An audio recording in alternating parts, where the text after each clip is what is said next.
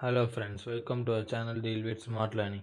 In this video, we are going to see about the free online training platform which is named as Educba.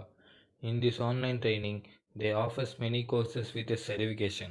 There are also many fields such as data science, machine learning, networking, etc., which is covered in Educba.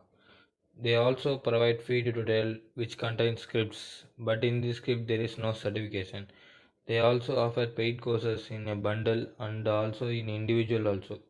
One of the main advantage in these courses is there is no exercises and quizzes. So you have to watch all the videos in this course to get the complete knowledge of this course.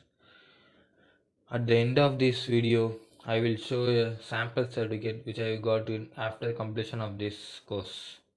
If you skip the video, you can't get the knowledge.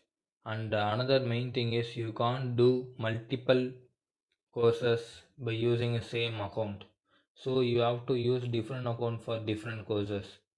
But also there is another way to use the same account in multiple courses by deleting the that particular account and also reusing it in another courses by enrolling it in.